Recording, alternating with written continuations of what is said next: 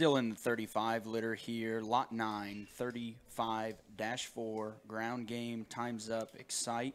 That'd be the bigger hog that Levi's on with the bottle there, coming directly at the camera and now profiling just a shot.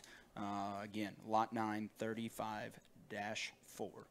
Yeah, the -4, a really shapely, bigger, obviously, I think the biggest of the 4 litter mates. So maybe if you are looking for that heavyweight Yorkshire prospect, or maybe just a touch of an earlier endpoint, I think this one can be the one to get you there. But he's big and bold and three-dimensional kind of a showbearer. Yeah, probably the biggest bodied one we've seen to this point. I mean, just looks like a hog that's got the productive Yorkshire look, along with still having a good head and neck attachment there, setting down on plenty of substance. Just looks like a good feeding kind of a Yorkshire barrow that can respond very well to whatever you ask him to do.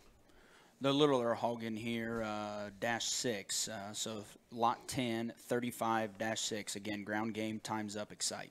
This one, obviously, longer show window for this one. I think if you're a late August State Fair, I think you could get that one there too, no problem.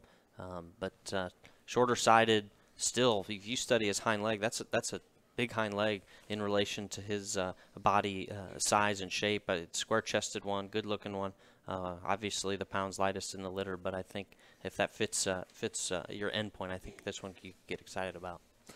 Yeah, I mean, kind of a tricked out little Yorkshire barrow here with a kind of a neat little show barrow head on a big round body cavity. Here again, I think Clay said it best. I mean, he probably not going to be your heavyweight, but just looks like a very, very neat kind of a Yorkshire barrow that's got a very long feeding window, in my opinion.